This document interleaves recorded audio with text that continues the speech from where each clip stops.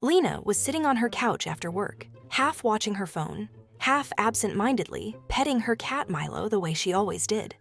Same rhythm, same soft strokes, same quiet evening routine that felt completely harmless. Milo was purring, eyes half closed, relaxed posture, the kind of moment that makes you think everything is perfectly fine. Then, without any obvious warning, he bit her hand. Not hard, not aggressive, just a quick, clean snap. And then he calmly walked away like nothing ever happened. No tension, no chaos, just done. Lena just sat there confused, because everything looked exactly the same as always. So what changed? The strange answer is this. From Milo's perspective, nothing changed at all. It had already been building the whole time. And that's where most people misunderstand what petting actually is. We tend to think petting is simple, a universal comfort signal, a shared language of affection. But for cats, touch doesn't work like emotional communication. It works like sensory input. And sensory input is not stable. It shifts depending on pressure, duration, body location, and even internal state.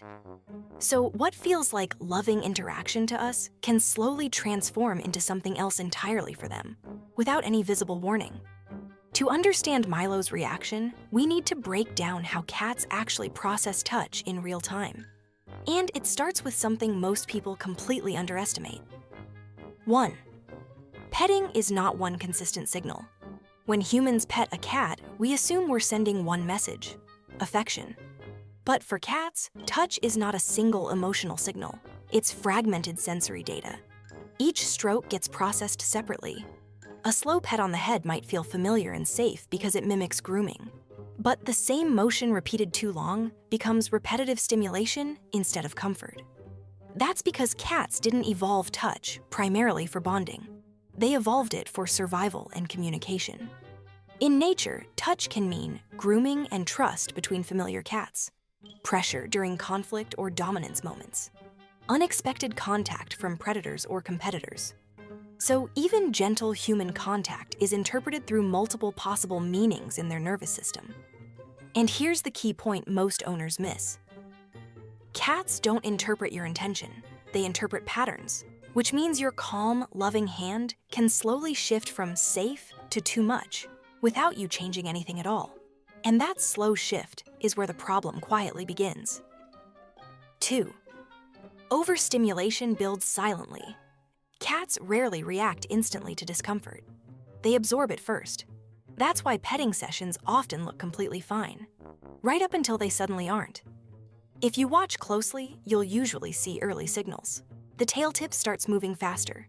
Skin ripples slightly under your hand. Ears rotate just a few degrees backward. The cat subtly shifts weight away. But none of this looks like rejection in the human sense. So we continue. And that's where the buildup happens. Because cats don't escalate immediately. They accumulate sensory load. Think of it like a glass slowly filling drop by drop. Each pet is fine, but the system doesn't reset after each stroke. It stacks.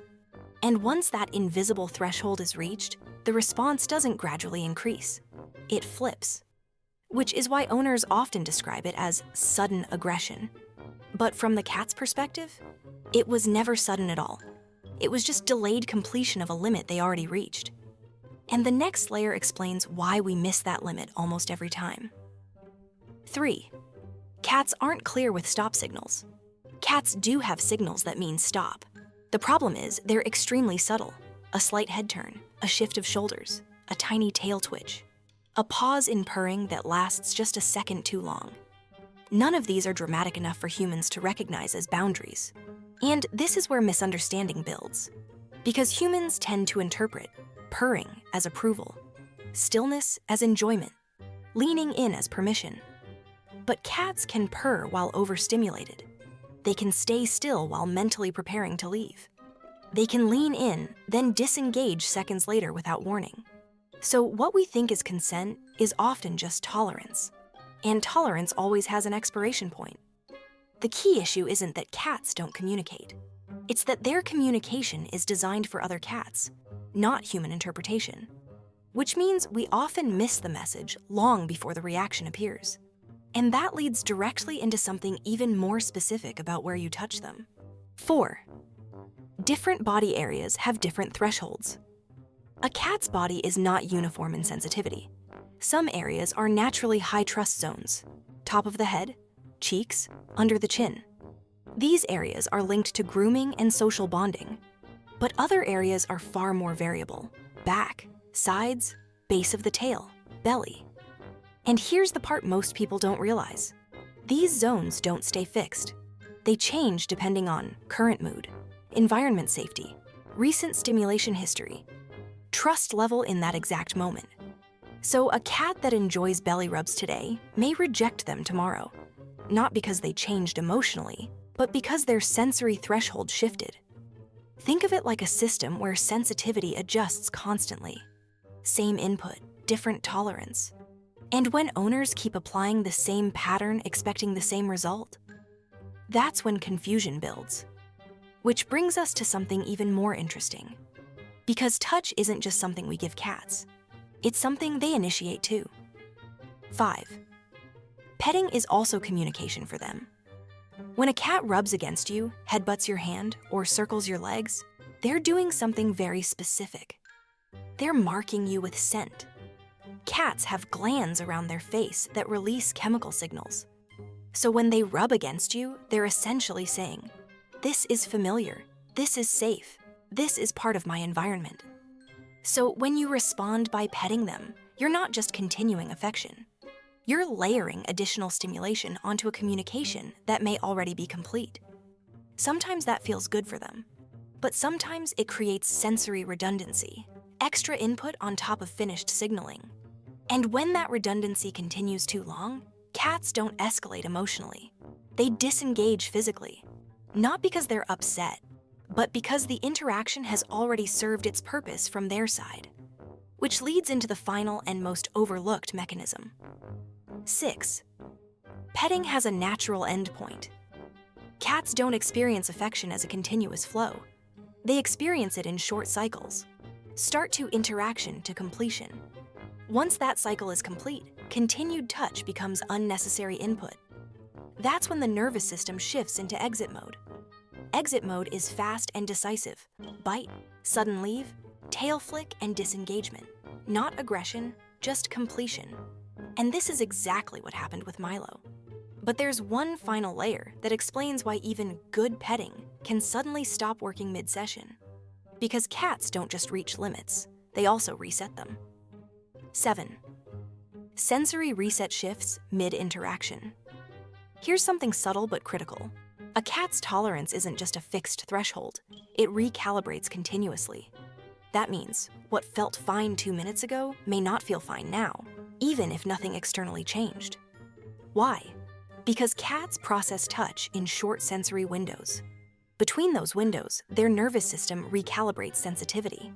So during a single petting session, the acceptable range can shrink without warning.